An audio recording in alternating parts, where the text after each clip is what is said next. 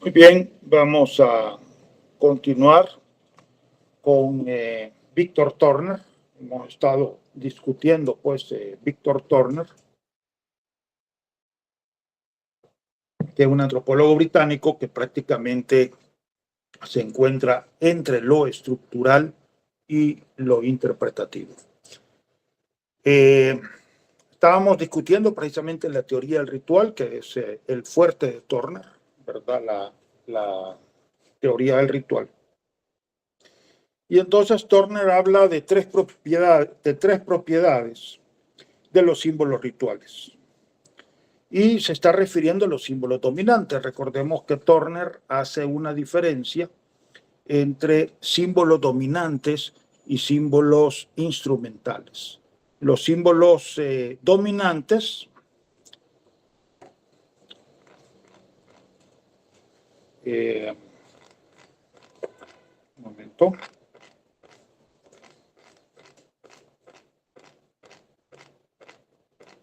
Sí, símbolos dominantes y símbolos instrumentales. Los símbolos dominantes son los símbolos más antiguos, ¿verdad? Los más ancianos, les dice Turner, los símbolos más antiguos, cuyo contenido no se limitan a los propósitos de un ritual determinado.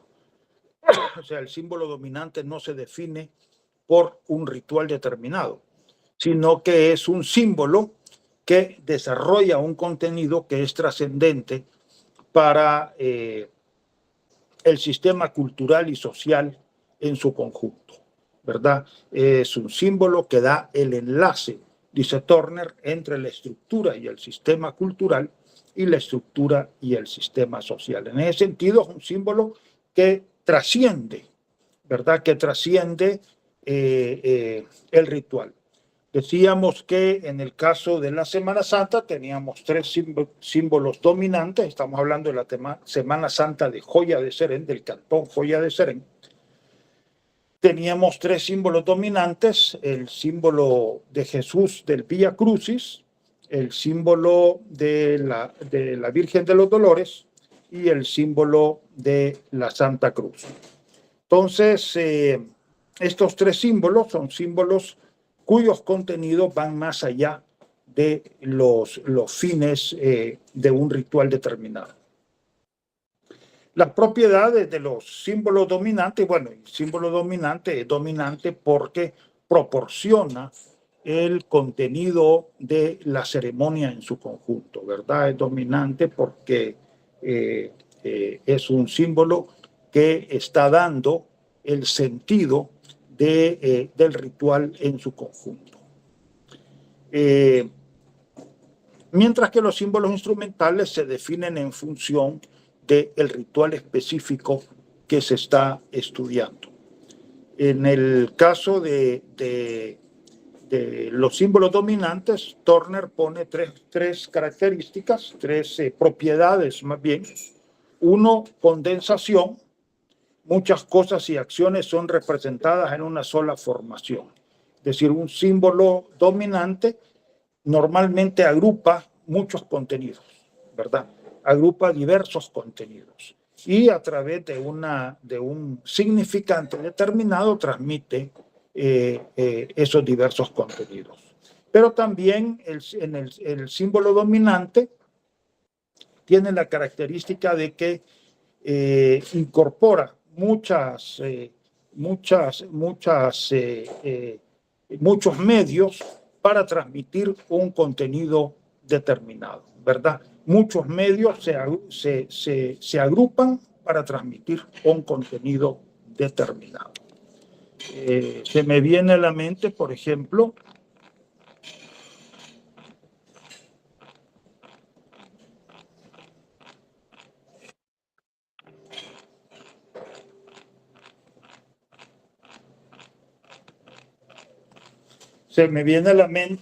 la fiesta patronal de Santo Domingo de Guzmán, en honor a Santo Domingo de Guzmán, efectivamente, y en la fiesta patronal obviamente se desarrollan diversas actividades.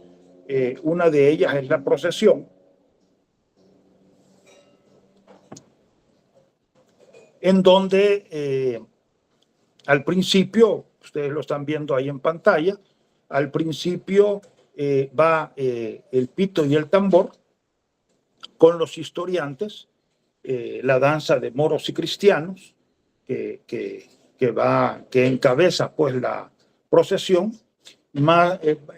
Luego encontramos el grupo de cuerdas, que también va tocando algunas canciones, y finalmente la banda de la Policía Nacional. Todo esto pues da un sentido de festividad, un sentido de glorificación. Acordémonos que el santo patrón es ante todo lo que da, es un sentido de glorificación dentro del municipio que le corresponde. Pero en la procesión no solo va la música, ya dijimos que va el pito y el tambor, el grupo de cuerdas y la banda de la Policía Nacional, sino que también se revientan cohetes, se van reventando cohetes, ¿verdad? Se hacen cánticos, y todo esto pues nos da el sentido de glorificación del santo patrón, ¿verdad? El santo patrón se corona, como su propio nombre lo dice, como el patrono del municipio. Entonces, hay diversos medios a través de los cuales se crea y se recrea un contenido cultural determinado. Bien. La otra característica, la otra propiedad, más bien, que Turner nos pone es unificación de significata dispares, interconexos porque poseen en común cualidades análogas o porque están asociadas de hecho o en el pensamiento. Estas cualidades o esos vínculos de asociación pueden en sí mismos ser triviales o estar distribuidos al azar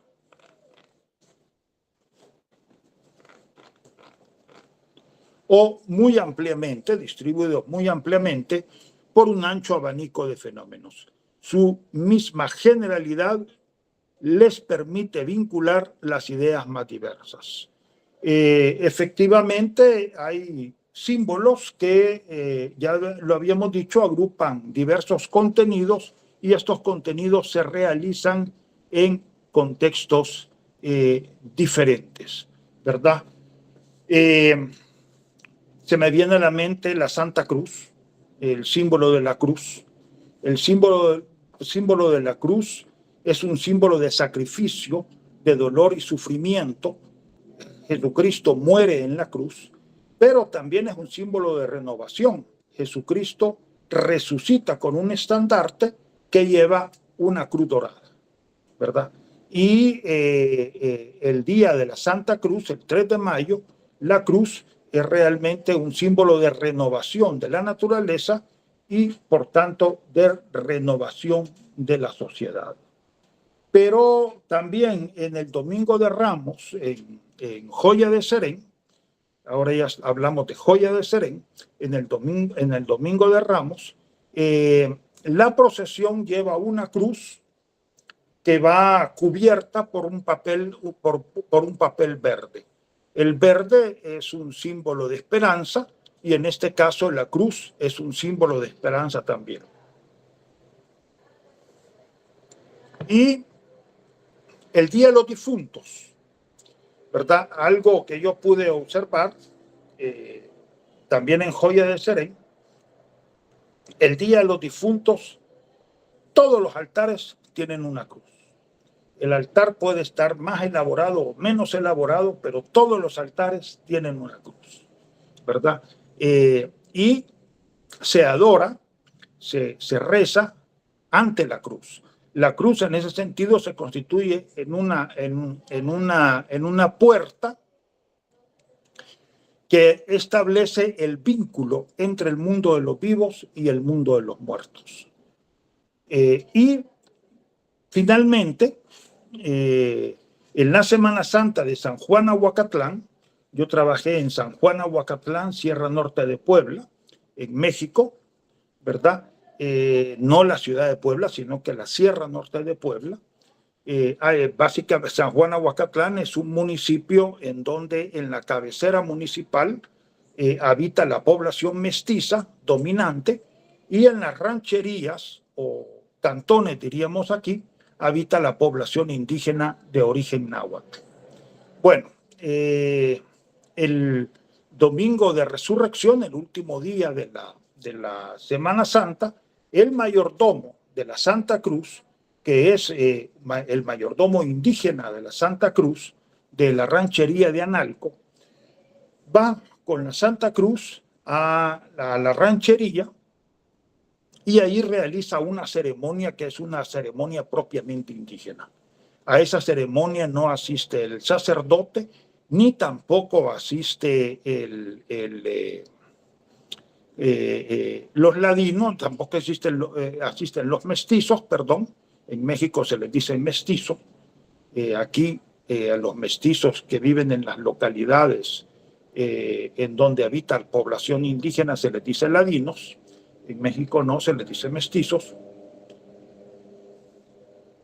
Bien, a esta ceremonia no asisten los mestizos, ni el sacerdote ni los mestizos.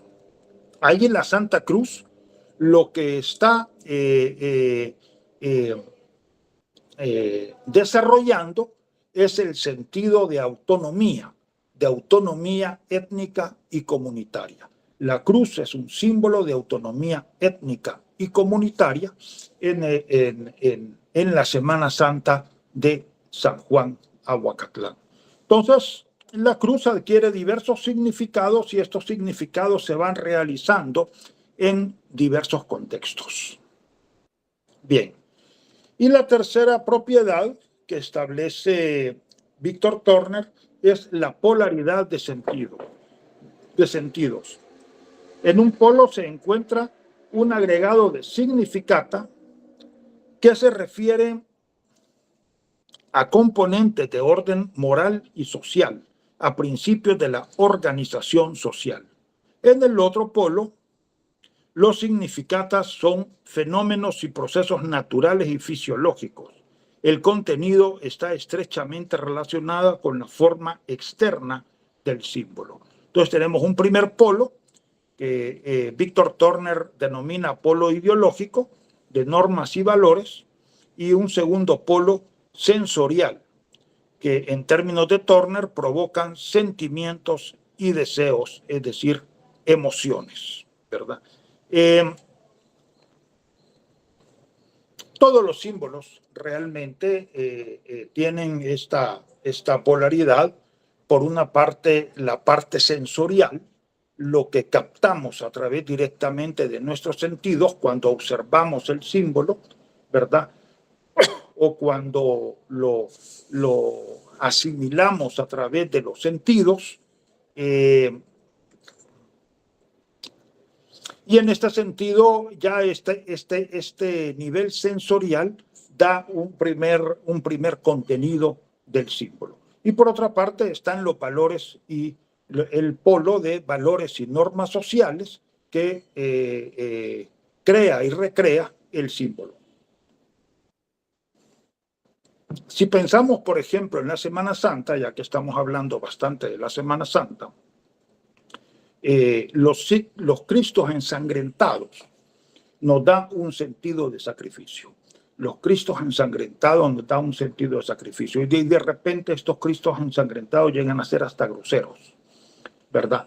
Pero estos Cristos ensangrentados están reproduciendo determinados valores y normas sociales, en este caso principalmente el valor del sacrificio, ¿verdad?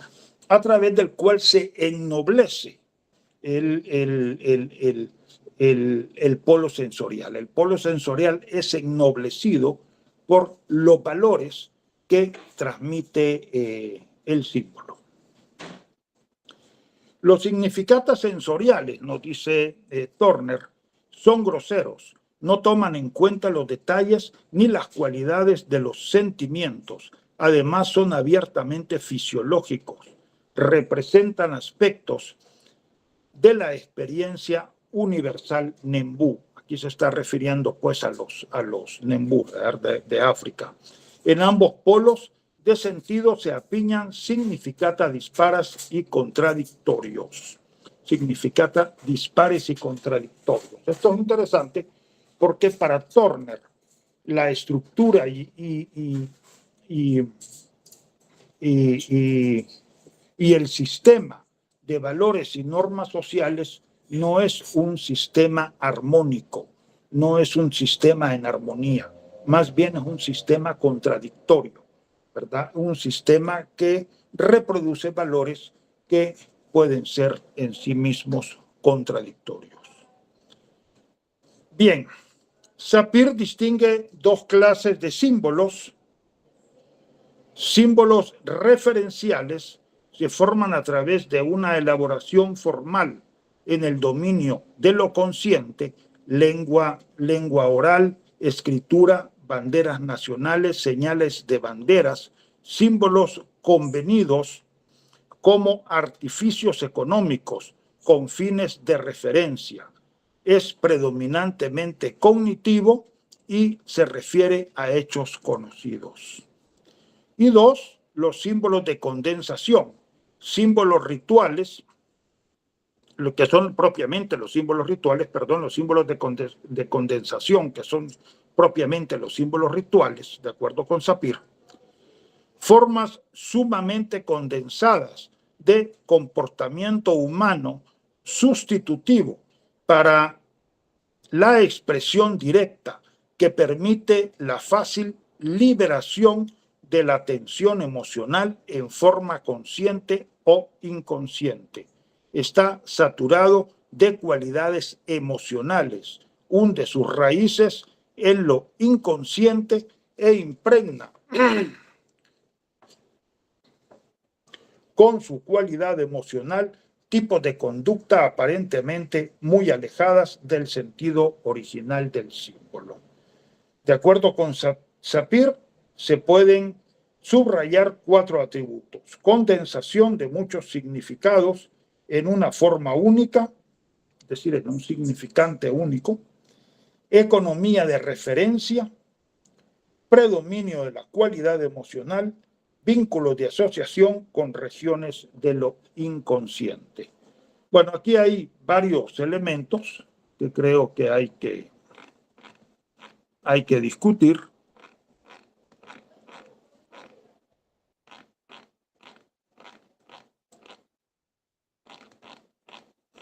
En primer lugar, recordar el concepto de símbolo que nosotros hemos estado manejando, ¿verdad? Símbolo o signo, símbolo que es el signo propiamente convencional, de acuerdo con Umberto Eco.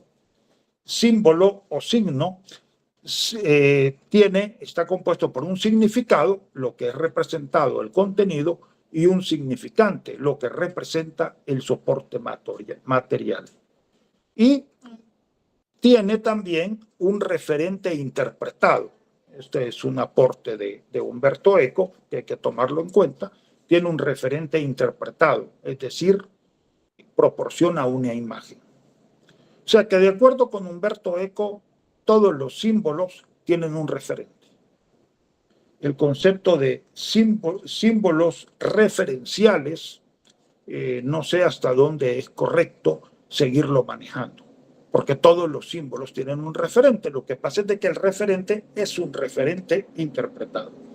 Posiblemente Sapir se refería a símbolos referenciales, aquellos que derivan directamente de un referente concreto, ¿verdad? Aquellos que emanan directamente de un referente concreto, pero aún así ese referente es interpretado. Por ejemplo, las nubes negras representan tormenta.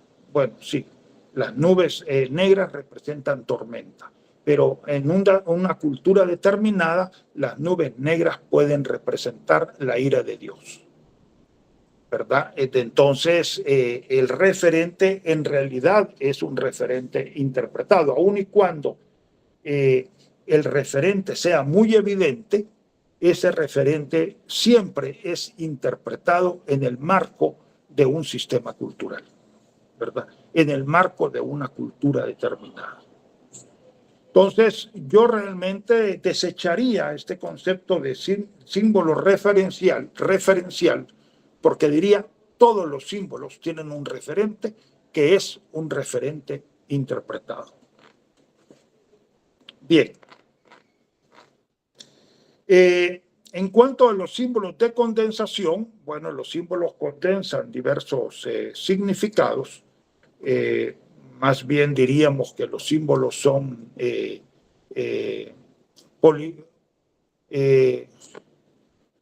polisémicos, que los símbolos son polisémicos, es decir, que tienen diversos significados en sí mismos.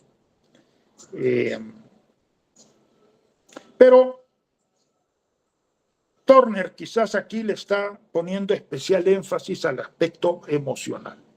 A mí me parece que los símbolos tienen los dos niveles, el nivel cognitivo, que en realidad lo desarrolla Lévi-Strauss, y el nivel emocional. Ambos niveles son importantes, ¿verdad? Creo que es un error desechar el nivel cognitivo e irse totalmente hacia el nivel emocional, ¿verdad? Los símbolos proporcionan significados y, por supuesto, también proporcionan emociones.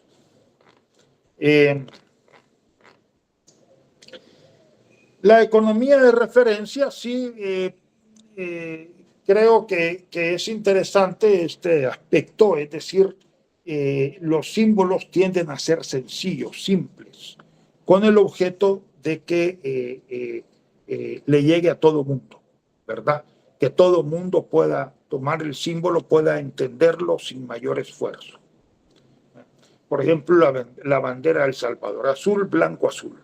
Nosotros la podemos ver desde lejos, azul, blanco, azul, ¿verdad? Y efectivamente eso nos va a dar el sentido de la patria. El concepto de patria, pues al final es un concepto abstracto. La bandera, que es una tela pintada, ¿verdad? En el caso de El Salvador, con dos colores en realidad, azul, blanco, azul, pues nos da el sentido de patria sin que hagamos gran esfuerzo intelectual para entender su significado. Y es más, es un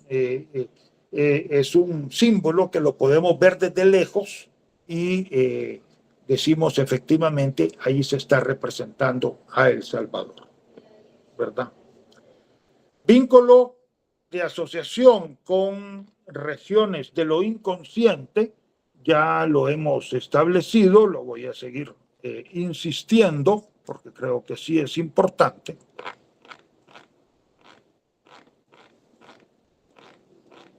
Acá. Lo voy a seguir insistiendo.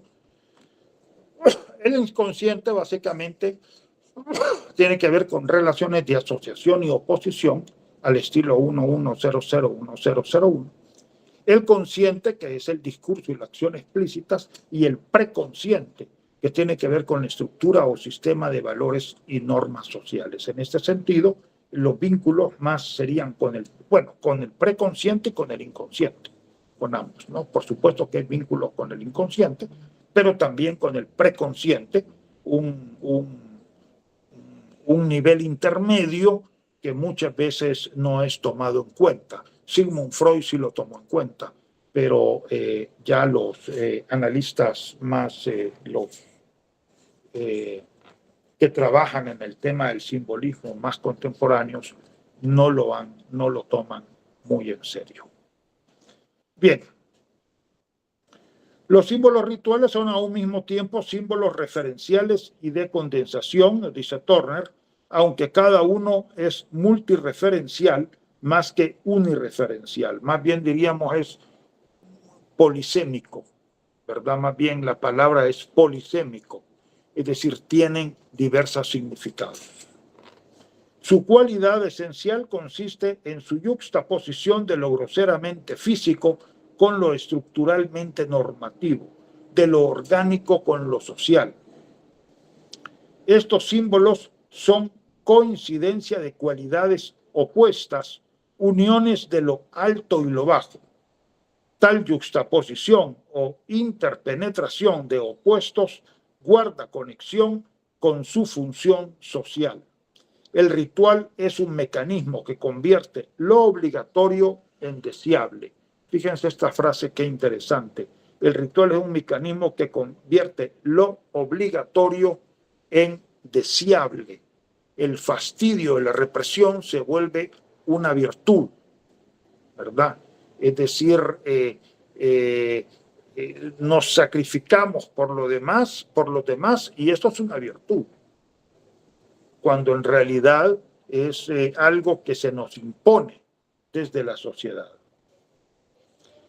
Pone a las normas éticas y jurídicas en estrecho contacto con fuertes estímulos emocionales.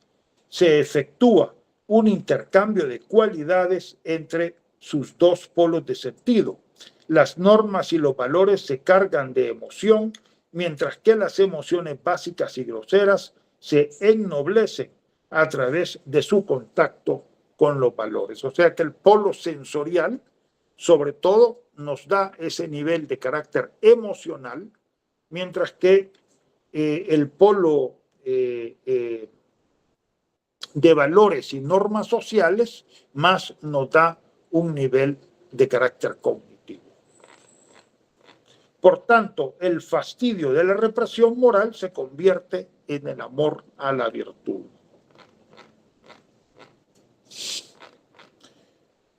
Luego vuelve a definir los conceptos de símbolo dominante y símbolos instrumentales.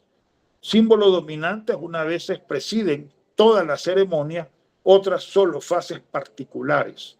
Tales símbolos poseen considerable autonomía con respecto a las fases de los rituales en que aparecen.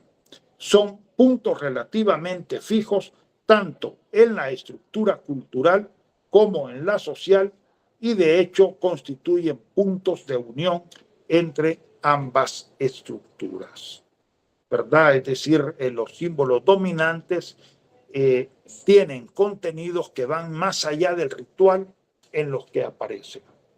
Jesús del Vía Crucis es el Jesús que se sacrifica, que vierte su sangre por su pueblo, y esto tiene efectos en la cultura mesoamericana que va más allá del ritual de Semana Santa. El mismo Víctor Turner trabaja el caso de los movimientos de Hidalgo y Morelos en México en la época de la independencia, en donde tanto Hidalgo como Morelos básicamente realizan el símbolo de Jesucristo, ¿verdad? El Jesucristo del Vía Crucis. Son líderes populares que son traicionados y finalmente asesinados. Muchos de nuestros, también de los líderes revolucionarios de acá de El Salvador, sufren el mismo destino, ¿verdad? Son líderes populares que son traicionados y finalmente asesinados. Entonces, el contenido del símbolo de Jesucristo va más allá del ritual en el cual se realiza. Y bueno, y el sacrificio en realidad está en la vida diaria, cotidiana de los mesoamericanos, ¿verdad? El sacrificio básicamente es soportar las condiciones por duras que éstas sean. Y esto tiene que ver con la vida social cotidiana de los salvadoreños, los guatemaltecos y los mexicanos. Entonces, en ese sentido, el símbolo posee un nivel de autonomía que va más allá del ritual en el que aparece. Pero entonces Turner nos dice que todos los rituales tienen diversas fases. Todos los rituales tienen diversas fases. Y los símbolos dominantes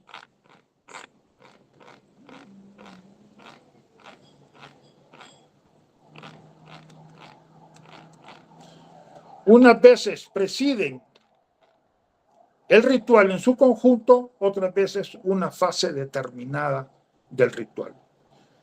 El ritual podemos representarlo de esta forma, es decir, estamos en la vida cotidiana, se comienza la realización del ritual, allá hay una ruptura, entramos a un tiempo y un espacio especiales, sagrados, en el caso de los rituales religiosos o especiales, y luego nos reintegramos a la vida social cotidiana. Todos los rituales realizan esta dinámica. Todo ritual presenta un nivel de ruptura y separación de la vida social cotidiana. Vuelvo a insistir, entramos a un tiempo y espacio especiales que puede ser pensado como una fase nuclear o liminar. Liminar viene del latín, de limen. Limen es lo que está entre lo uno y lo otro. En este caso, lo que está entre la vida social cotidiana antes del ritual y lo que está en la vida social cotidiana después del ritual. Y luego la fase de reintegración a la vida social cotidiana. Este esquema fue el esquema que formuló Arnold van Gennep a principios del siglo XX para el estudio de los rituales de paso. Rituales de paso porque daban el paso de una condición sociocultural a otra de calidad diferente, ¿verdad? Por ejemplo, el bautizo. El bautizo, el niño pasa del mundo de las tinieblas al mundo de la luz. Los rituales de pubertad, en donde las niñas pasan de ser niñas a ser señoritas listas para el matrimonio. O el matrimonio mismo, que pasamos de ser hombres y mujeres independientes a ser hombres y mujeres casados, ¿verdad? O también se ha estudiado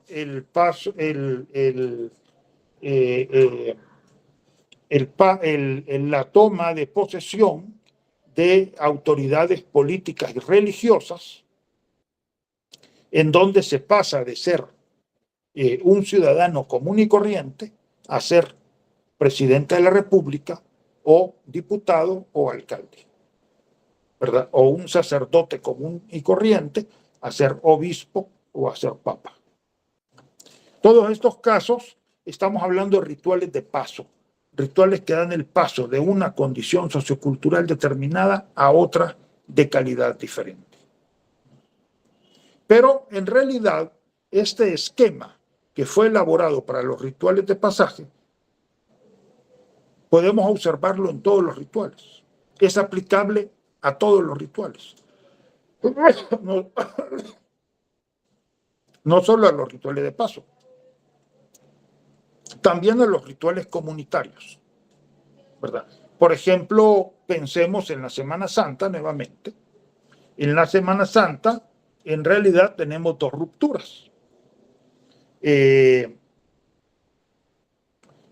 Una primera ruptura se lleva a cabo el miércoles de ceniza. El miércoles de ceniza se anuncia el inicio de la Semana Santa.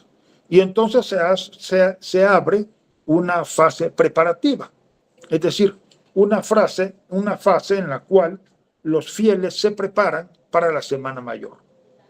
Y consiste básicamente en realizar vía cruces en chiquito. Se realizan vía cruces en chiquito. Bien, incluso en algunos lugares hay un día que es importante, digamos, en esta fase preparativa. Luego viene la Semana Mayor, otra ruptura. La ruptura se da con el Domingo de Ramos. En el Domingo de Ramos se anuncia el inicio de la Semana Mayor. Y por ejemplo, en Joya de Serén, este domingo de Ramos, sale la procesión con una cruz, más o menos de un metro, un metro y medio, ¿verdad?, de alto, cubierta con papel verde. El verde, vuelvo a insistir, es un símbolo de esperanza. En San Juan Ahuacatlán, más bien es Jesús en el burrito, que es recibido con palmas, es acompañado pues por los feligreses con palmas, palmas que son bendecidas por el sacerdote. También en Joya de Serén llevan las palmas. Por ello en San Juan Ahuacatlán se le dice el Señor Palmas, es el Señor Palmas, ¿verdad? Esto abre la Semana Santa, la Semana Mayor, la Semana Santa propiamente dicha. En algunos lugares, el miércoles se realizan algunas actividades. En Joya de Serén realmente no se realizó nada hasta el Jueves Santo. El Jueves Santo, que es el lavado de los pies, ¿verdad? Un ritual que da en un sentido de solidaridad y ayuda mutua bastante fuerte, el lavado de los pies. Y de allí el Viernes Santo, que es el Vía Crucis, y el Santo Entierro, que son actividades rituales muy trascendentes, y de ahí saco yo los símbolos dominantes de la Semana Santa de Joya de Serén. Jesús del Vía Crucis, que da un sentido de sacrificio, Virgen de los Dolores, que es la aceptación resignada del sacrificio, y la cruz que está prácticamente en todos los altares, y que el altar puede ser muy modesto, muy humilde, pero lo que no puede faltar es la cruz, ¿verdad? Lo que no puede faltar es la cruz. Entonces,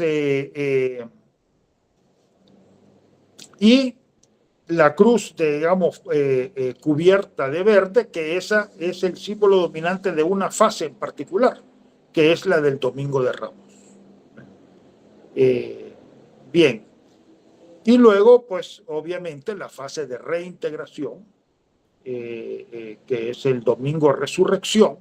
En realidad, desde el punto de vista popular, el significado más importante de la Semana Santa es el significado del sacrificio, el hecho de que Jesucristo derrama su sangre por los demás, y por eso el Viernes Santo es el día clave, el Vía Crucis y el Santo Entierro. Ya el Sábado de Gloria, por supuesto que también se celebra, sobre todo en la cabecera municipal, en San Juan Opico, ¿verdad? Y finalmente el Domingo de Resurrección. Pero bueno, en San Juan Opico se hace una misa a las 5 de la mañana, y luego Joya de Serén cerró con una misa a las 5 de la tarde. Pero la verdad es que para la gente el día central es el Viernes Santo, es el sacrificio de Jesucristo, y ya luego pues muchos van a la playa o a otras actividades, porque ya el elemento, digamos, nuclear, liminar del ritual pasó, ¿verdad? Ya el elemento, el momento nuclear liminar pasó. Es decir, si bien a partir de la ruptura se abre una fase nuclear liminar, también hay un momento que es propiamente liminar, que en el caso de la Semana Santa de Joya de Serén, yo diría el Vía Crucis y el Santo Entierro, ¿verdad? El Santo Entierro, que también es de gran trascendencia. Entonces, el ritual tiene diversas fases.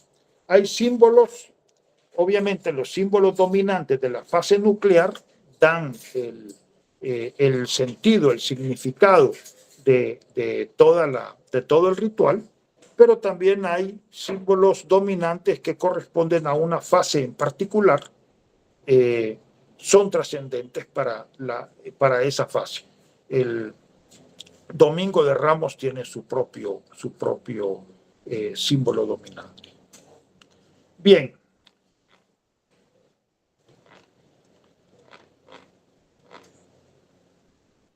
Sí, los símbolos instrumentales, nos dice Turner, hay que contemplarlos en términos del sistema total de símbolos que constituye un ritual dado. Cada tipo de ritual tiene su propia manera de relacionar símbolos, manera que depende de los propósitos ostensibles de ese ritual. Estos símbolos pueden ser considerados como medios para la consecución de los fines del ritual. Es decir, son símbolos que que se deben de interpretar en el marco de ese ritual determinado, a diferencia de los símbolos dominantes que van más allá del ritual específico en el cual aparecen. Las interpretaciones ideológicas subrayan los aspectos armoniosos y cohesivos de las relaciones sociales.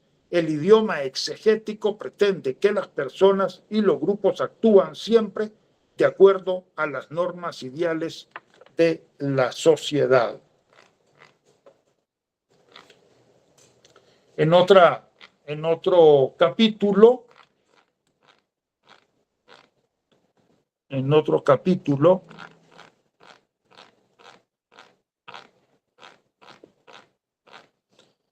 Víctor Turner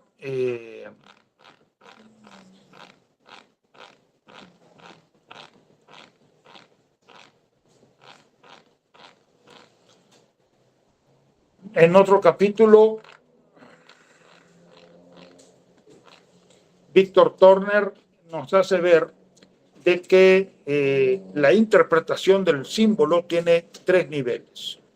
El nivel exegético, es decir, lo que la gente dice del símbolo, y aquí se refiere tanto a los especialistas rituales como a los feligreses, a lo que la gente dice del símbolo. El nivel operacional, que es lo que se hace con el símbolo,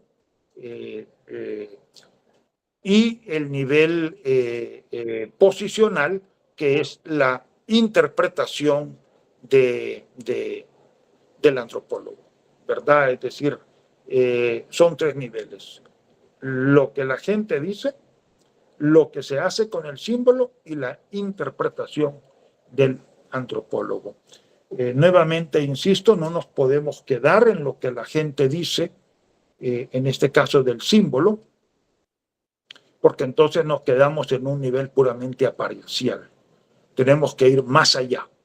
En este caso, y ese ir más allá tiene que ser a través de la interpretación del antropólogo, en donde se echa mano no solo de lo que se dice, sino que también de lo que se hace con el símbolo.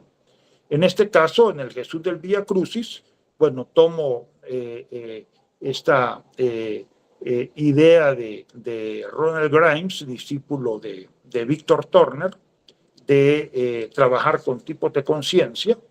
En el caso del Jesús del Vía Crucis, estamos hablando de una alianza de la conciencia eclesiástica con la conciencia popular, que nos da el sentido del héroe mártir, y este héroe mártir nos remite a la unidad comunitaria, porque es un héroe que se sacrifica por todos y todas. Entonces, en ese sentido, estamos hablando del héroe mártir. Pero en la parte de abajo, acá como estoy tocando con mi cursor, en la parte de abajo, que es propiamente una construcción de la conciencia popular, es lo que se hace con el símbolo. ¿Y qué se hace con el símbolo? Bueno, el Vía Crucis recorre las principales calles del caserío central de Joya de Serena. El Vía Crucis recorre las principales calles del caserío central de Joya de Serena. Y en el caserío central de Joya de Serena es donde encontramos el poder económico, porque están las familias económicamente más poderosas del cantón, el poder político, porque también están las familias que más influyen en la contienda política, y el poder religioso, porque ahí es donde se encuentra la ermita, la pequeña iglesita, la única que hay en todo el cantón. Entonces, ¿Qué está sucediendo con lo que se hace con el símbolo que recorre las principales calles del caserío central de Joya de Serén? Bueno, nos está dando una topografía político-sagrada, ¿verdad?, en que reafirma la supremacía del centro sobre la periferia, es decir, nos está estableciendo una relación de poder, de supremacía del centro sobre la periferia, y esto nos da la unidad comunitaria, es decir, a pesar pues de que existen diferencias, existen jerarquías y existe un poder social establecido, hay unidad comunitaria, ¿verdad? Esta supremacía del centro sobre la periferia es un modelo que nos viene desde la época prehispánica, también está presente en la colonia y sigue estando presente en la sociedad contemporánea, sobre todo en los municipios y en las comunidades rurales y los municipios semirurales. Quizás ya en San Salvador ya no, ¿verdad? Pero sí en San Salvador ya no, definitivamente, pero sí en los municipios semirurales y en las comunidades rurales.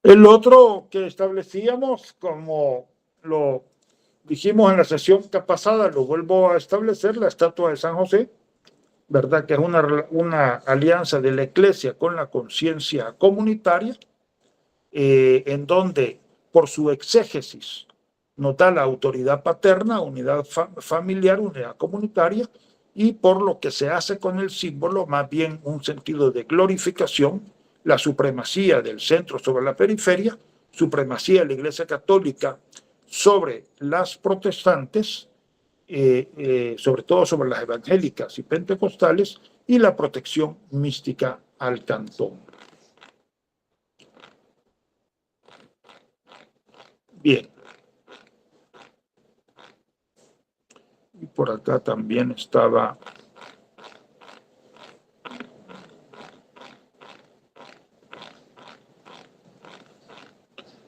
la cruz del Villa Crucis,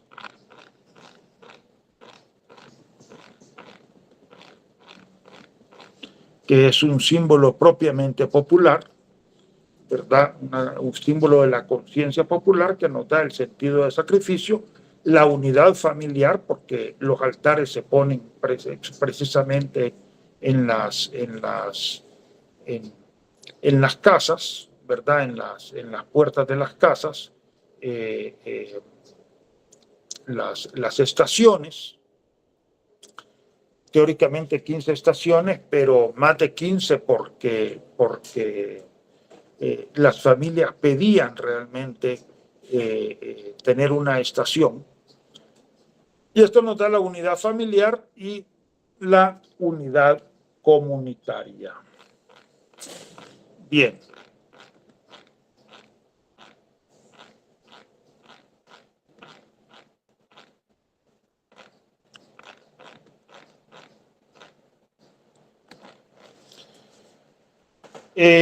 Víctor Turner establece las competencias de explicación.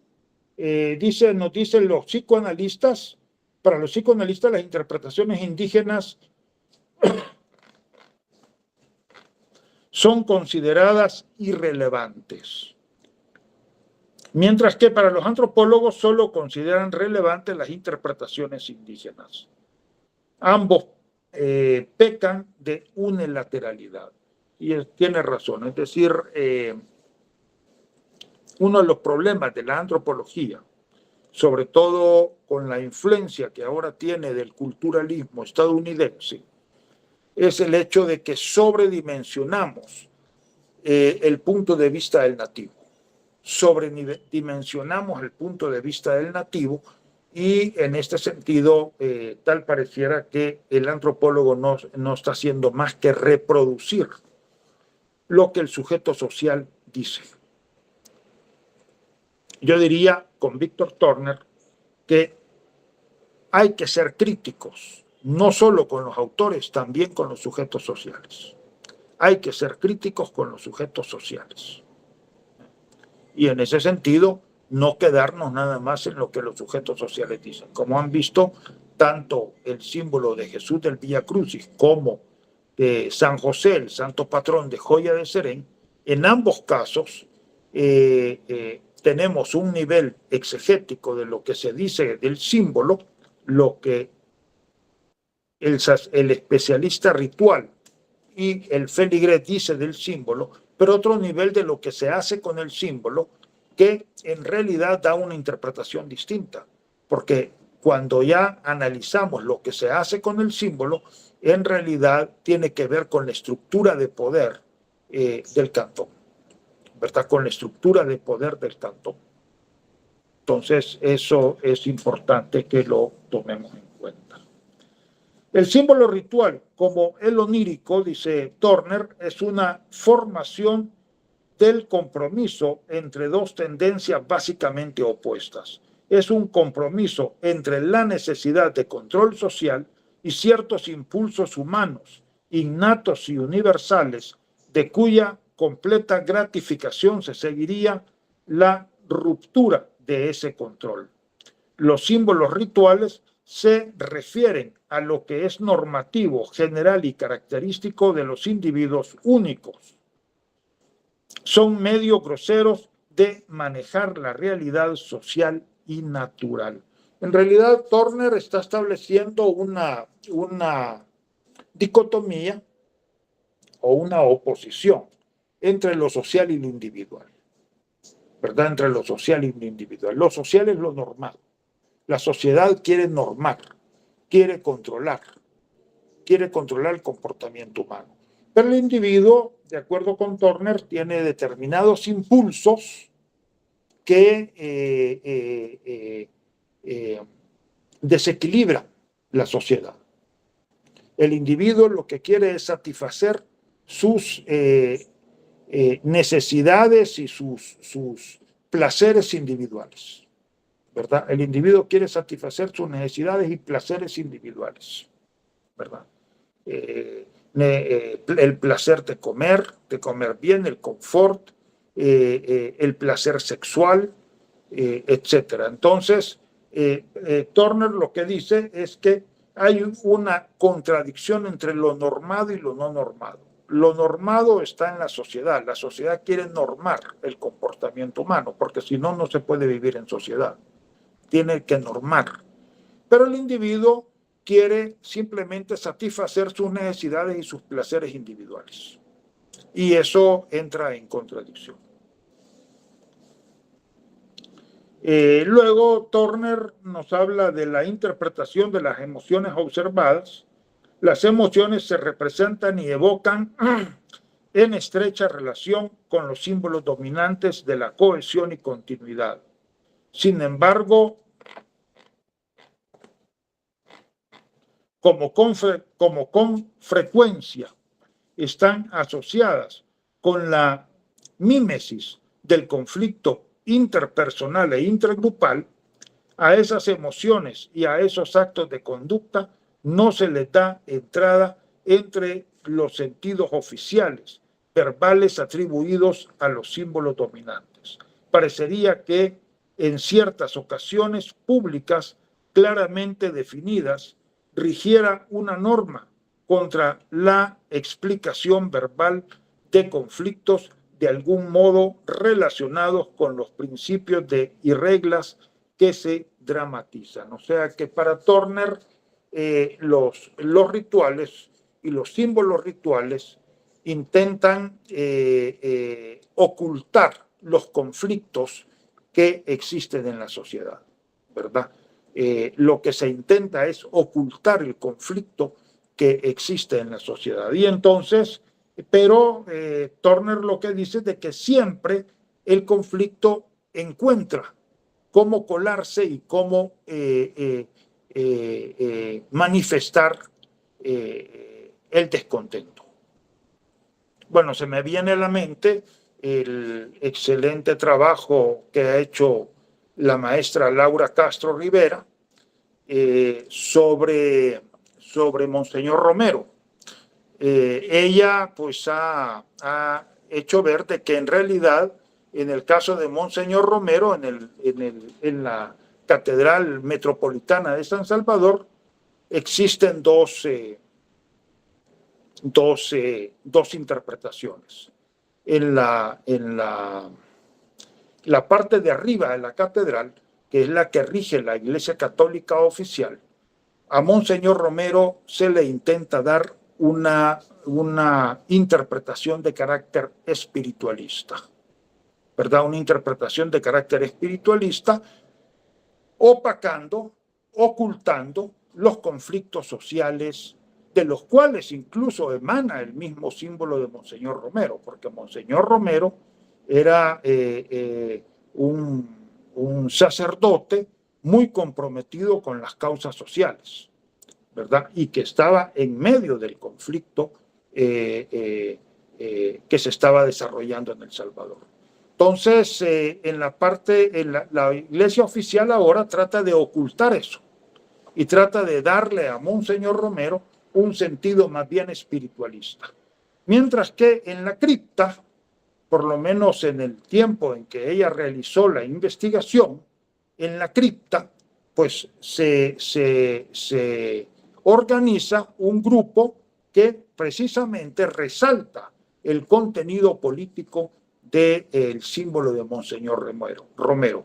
Resalta los conflictos sociales y el compromiso que Romero tenía con los menos favorecidos. Entonces, en ese sentido, pues me parece interesante a propósito de lo que está diciendo Víctor Turner. Es decir, el discurso exegético tiende a ocultar los conflictos, mientras que el conflicto siempre encuentra huecos, siempre encuentra espacios en donde poderse manifestar. Bueno, y precisamente sobre eso habla Turner, la supresión situacional del conflicto en la interpretación, lo mismo como pues realmente el ritual y los símbolos rituales tienden a ocultar el conflicto, ¿verdad?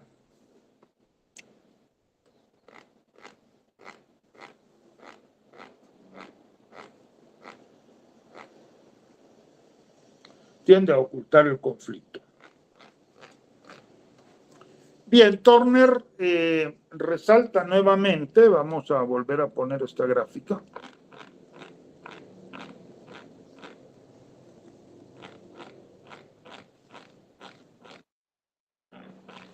El tema del campo y cómo